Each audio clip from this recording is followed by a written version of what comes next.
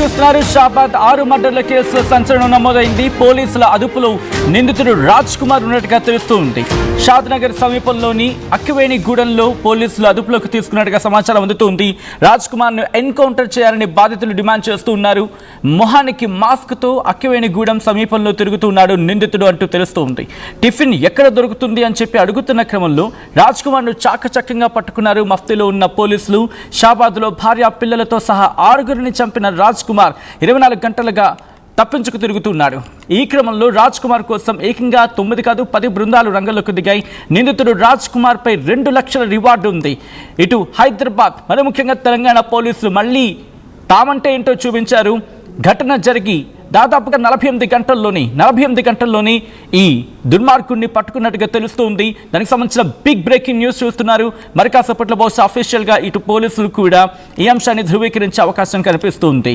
అయితే ప్రస్తుతానికి ఇంకా అధికారిక సమాచారం రావాల్సి ఉంది. షాబాద్ 6 మర్డర్ల కేసులో సంచలనం నమోదైంది. పోలీసుల అదుపులో నిందితుడు రాజ్ కుమార్ ఉన్నట్టుగా తెలుస్తుంది. షాద్నగర్ సమీపంలోని అక్కివేణిగూడెంలో ఇటు రాజ్ కుమార్ ని అరెస్ట్ చేసినట్టుగా సమాచారం అందుతుంది. రాజ్ కుమార్ ను ఎన్కౌంటర్ చేయాలని బాధితులు డిమాండ్ చేస్తున్న సందర్భం. అయితే ఎలా దొరికాడు అంటే ముఖానికి మాస్క్ కట్టుకుని అక్కివేణిగూడెంలో సమీపంలో తిరుగుతూ ఉన్నాడు నిందితుడు. టిఫిన్ ఎక్కడ దొరుకుతుంది అని చెప్పి అడుగుతున్న క్రమంలో రిమెంబర్ ఎంత ఆకలి మీద ఉన్నాడో చూడండి. టిఫిన్ ఎక్కడ దొరుకుతుందని చెప్పి అడుగుతున్న క్రమంలో రాజ్ కుమార్ను చాకచక్యంగా పట్టుకున్నారు మఫ్తీలో ఉన్న పోలీసులు. షాబాద్లో భార్య పిల్లలతో సహా 6గురిని చంపిన రాజ్ కుమార్ ఈ కేసులో కీలకమైన ఘటన చోటు చేసుకుంది. దుర్మార్గుని అదుపులోకి తీసుకున్నట్టుగా తెలుస్తోంది. రైట్, అప్డేట్స్ అందించేందుకు నేరుగా నిర్మల కూడా లైవ్ లో సిద్ధంగా ఉన్నారు. ఒకసారి నిర్మల దగ్గరికి వెళ్లే ప్రయత్నం చేస్తాను. మరి కాసేపట్లో నిర్మల కూడా లైవ్ లోకి అందుబాటులోకి రాబోతున్నారు. మరి కాసేపట్లో అప్డేట్స్ అందించేందుకు నిర్మల కూడా సిద్ధం కాబోతున్నారు. ఈ డీటెయిల్స్ ని ఫ్రమ్ ద బిగినింగ్ ట్రాక్ చేస్తున్నారు. రాజ్ కుమార్ ఎట్టకేలకు పోలీసులకు దొరికాడా? ఈ దుర్మార్గుడు పోలీసులకు చిక్కాడా? 6గురిని చంపేసిన ఈ రాక్షసుడు, నరరూప రాక్షసుడు, ఈ హంతకుడు, ఈ దుర్మార్గుడు ఎట్టకేలకు పోలీసుల చేతికి చిక్కాడా అంటే అవుననే మాట వినిపిస్తోంది. ఆకలి మీద ఉన్న ఈ గ్రామ సింహం, ఈ పిచ్చి కుక్క తిండి కోసం వెతుకులాడుతున్న సందర్భంలో పోలీసుల వలకు చిక్కింది. మఫ్తీలో ఉన్న పోలీసుల కంటికి చిక్కింది. చిక్కిన తర్వాత ప్రస్తుతం అదుపులోకి తీసుకున్నట్టుగా తెలుస్తోంది. ఇంకా అధికారిక సమాచారం, అధికారిక ధృవీకరణ రావాల్సి ఉంది, అఫీషియల్ కన్ఫర్మేషన్ రావాల్సి ఉంది. ప్రస్తుతం పోలీసులు నిన్నటి నుంచి పూర్తిగా గాలిస్తున్నారు. 1 కాదు 2 కాదు ఏకంగా 10 బృందాలు రంగంలోకి దిగాయి. ప్రతి డీటెయిల్స్ని ట్రాక్ చేస్తూ ఉన్నారు. నిన్న డీసీపీ మాట్లాడుతూ కూడా మరి ముఖ్యంగా నిన్న ఒక 6 గంటల వరకు, నిన్న ఉదయం 6 గంటల వరకు అతగాడికి సంబంధించి ఆ లొకేషన్స్ని ట్రాక్ చేశారు. కారు మీద వెళ్తున్నట్టు సంవాట్ ఏదో ఒకటి 6 గంటల వరకు లొకేషన్ ట్రాక్ అయితే అయింది. ఆ తర్వాత నుంచి స్విచ్ ఆఫ్ చేసేసాడని, ఆ తర్వాత రకరకాలుగా ఇతగాడికి సంబంధించి ఆ ఇన్ఫర్మేషన్ గ్యాదర్ చేసే ప్రయత్నాలు చేశారు. కానీ చాలా కష్టతరమైంది. ఎట్టకేలకు తెలంగాణ పోలీసులు తామంటే ఏంటో ప్రూవ్ చేసుకున్నారా? ఇంకొకసారి దుర్మార్గుడు ఎక్కడున్నా, ఏ మూలనున్నా, ఏ స్థాయిలో ఉన్నా, ఏ విధంగా ఉన్నా పట్టుకుంటామని చెప్పి తెలంగాణ పోలీసులు తమ సత్తా అంటే ఏంటో చూపించారంటే అవుననే మాట వినిపిస్తోంది. ఇటు దుర్మార్గుడిని అదుపులోకి తీసుకున్నట్టుగా తెలుస్తుంది. ప్రతి వాహనాన్ని, ప్రతి వెహికల్ని, ప్రతి అణువణువుని గాలించారు పోలీసులు. 10 బృందాలు రంగంలోకి దిగి అణువణువుని గాలించాయి. నిన్న వాళ్ళ కుటుంబం మాట్లాడుతుంది, అంటే బాలిక మేనమామ మాట్లాడుతూ ఈ దుర్మార్గుడిని పోలీసులే 55 రోజుల పాటు పట్టుకోకపోవడం కారణంగానే ఇటువంటి దుర్మార్గానికి పాల్పడ్డాడు. వీడిని విడిచిపెట్టకండి, వీడిని విడిచిపెట్టద్దు, మాకు అప్పగించండి, మేము చూసుకుంటా ఉంటూ ఉన్నారు. ఇప్పుడు ఇతగాన్ని ఎప్పుడు ఇక్కడ తీసుకురాబోతూ ఉన్నారు? లేకపోతే నేరుగా కోర్టులో హాజరుపరిచే అవకాశం ఉందా? మరి ముఖ్యంగా బలవన్ మరణానికి పాల్పడతా అని చెప్పి ఆ డైలాగ్ వేసిన ఈ దుర్మార్గుడు అటువంటి ప్రయత్నం ఏమైనా చేసే ప్రయత్నం చేస్తూ ఉన్నాడా?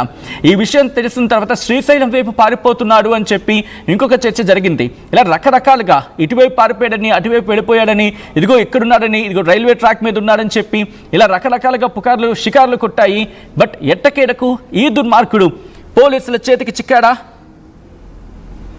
పోలీసులు ఇతగాన్ని పట్టుకున్నారా అంటే అవుననే మాట వినిపిస్తుంది. ఈ దుర్మార్గుడు దొరికాడు అనే విషయం ఒక్కసారిగా పోలీసుల ఇన్వెస్టిగేషన్లో కీలక మలుపు కింద మాట్లాడుకుంటున్న సందర్భం. మా ప్రతినిధి నిర్మల అప్డేట్స్ అందించేందుకు మరి కాసేపట్లో లైవ్లోకి రాబోతూ ఉన్నారు. ఈ షాబాద్ 6గురిని హత్య చేసిన కేసులో రాజ్ కుమార్ ఎంత దుర్మార్గంగా ప్రవర్తించాడో చూడండి. అసలు వీడి కదలికలు, వీడి కథ గురించి వింటూ ఉంటేనే ఒళ్ళు గగురుపాటుకి గురవుతూ ఉంటుంది.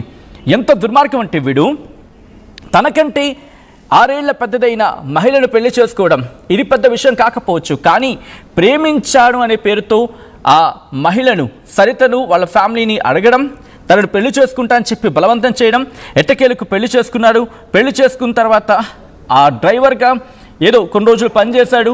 ఆ తర్వాత అప్పుల బారి పడ్డాడు. ఏకంగా జూదానికి బానిసై, మద్యానికి బానిసై, జూదానికి బానిసై ఏకంగా 2.5 కోట్ల వరకు కూడా అప్పుల పాలైపోయాడు.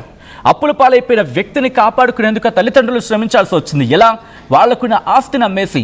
సాధారణంగా తెలంగాణలో ఇప్పుడు భూముల రేట్లు ఏ స్థాయిలో ఉంటున్నాయో చూస్తూ ఉన్నాం. మరి ముఖ్యంగా హైదరాబాద్ ఈ శివారులో ప్రాంతాలు, హైదరాబాద్లోని భూముల ధరకు రెక్కలు వస్తూ ఉంటాయి. ఆ చుట్టుపక్కల ప్రాంతాలు వాటికి కూడా ఆబ్వియస్లీ రేటు పెరుగుతుంది కదా. అలా వాళ్లకున్న ఆస్తులు కొన్ని ఎకరాలను అమ్మేసి ఏకంగా 2.5 కోట్ల ఆ జూదం అప్పులకు సంబంధించి మాట్లాడుకున్న సందర్భంలో ఆ తల్లిదండ్రులు వాళ్ళకున్న ఆస్తుల కొంత భాగాన్ని అమ్మేసి వాడి అప్పులు తీర్చి, అలాగే ఇక్కడ ఒక ఇల్లు కూడా కొనేసి ఇచ్చేసి, ఇదిగో నువ్వు భార్య పిల్లలతో ఇక్కడ ఉండు, నీ కాపురం నీ సంసారం నువ్వు వెలగబెట్టుకో, ఇక్కడ నువ్వు నీ పని నువ్వు చూసుకో, ఇంకెటువంటి విషయాల్లో వేలు పెట్టకు, ఎటువంటి బానిసవు కాకు అని చెప్పి ఆ తల్లిదండ్రులు చెప్పుకొచ్చినప్పటికీ కూడా గత కొద్ది రోజుల వ్యవధిలోనే, అంటే కొద్ది రోజుల వ్యవధిలోని, ఇక్కడికి వచ్చిన కొద్ది రోజుల వ్యవధిలోని మళ్ళీ ఇతగాడు తన వక్ర బుద్ధిని చూపించాడు. 17 ఏళ్ల బాలికపై వీడి కన్ను పడింది. 17 ఏళ్ళంటే ఇంటర్మీడియట్ చదువుతున్న అమ్మాయి కాలేజ్కి వెళ్తే సతాయించడం, 6 నెలల పాటు సతాయించాడు. ఆఖరికి ఎంతలా అంటే ఆ బాలిక తల్లి కాలేజ్ మానిపించేసేంతలా వెంటపడిన తర్వాత కూడా ఇంకా వేధింపులు కొనసాగాయి. ఆ తర్వాత పరీక్షల కోసం వెళ్తూ ఉంటే ఎక్కడే ఎటువంటి అఘాయిత్యానికి పాల్పడతాడా అని చెప్పి ఆ బాలిక తల్లి వెళ్ళే ప్రయత్నం చేసింది. ఆ తర్వాత పోక్సో కేసు పెట్టింది, లైంగికంగా వేధించే ప్రయత్నాలు జరుగుతున్నాయని చెప్పి. ఆ తర్వాత వీడి గురించి తెలిసిన తర్వాత పోక్సో కేసు పెట్టిన తర్వాత వీడు ఇంకా కక్ష పెంచేసుకున్నాడు. కానీ ఇక్కడ ఎప్పుడైతే బాలిక తల్లి కేసు పెట్టిందో అప్పుడే కనుక పోలీసులు యాక్షన్లోకి దిగి ఉండుంటే, ఈ దుర్మార్గుని పట్టుకుని ఉండుంటే ఈరోజు ఈ 6 ప్రాణాలు, అసలు వీటితో సంబంధం లేని 2 చిన్న పిల్లలిద్దరు, 2 ప్రాణాలు, పసి ప్రాణాలు 2 కూడా, ఆ 2 ఈరోజు బ్రతుకుండేవి. ఆ 2 ప్రాణాలు ఎవరివి? వీడి రక్తానివి. వీడి కన్న కొడుకు, వీడి కన్న బిడ్డలిద్దరూ కూడా, వాళ్ళిద్దరిని బలి తీసుకున్నాడు. ముందుగా పిల్లల్ని చంపేసే ప్రయత్నం చేశాడు. వీడంత కసాయి వ్యక్తి ఇంకా ప్రపంచంలో భూమి మీద ఉంటాడా అని చెప్పి నాకు అనిపిస్తుంది. ఐ డోంట్ నో, బహుశా ఇది కొంచెం ఎక్స్ట్రీమ్ అవ్వచ్చు, బట్ దట్స్ ట్రూ. ఎందుకంటే కన్న పేగు, 2 పిల్లలు, ముద్దులకే పిల్లలు ఇద్దరు కూడా, వాళ్ళిద్దరిని ఎలా చంపే ఉద్దేశింది దుర్మార్గుడికి. ఇంకొక ట్విస్ట్ ఏంటంటే ఇంటికి వెళ్ళే ముందు ఒక బడ్వైజర్ ఆ బాటిల్ టిన్ ఉంటుంది కదా, సాధారణంగా టిన్ అంటే చిన్న క్యాన్లో ఉంటుంది. దాంట్లో ఆ క్యాన్లో ఒక చిన్న టిన్లో మద్యం సేవించి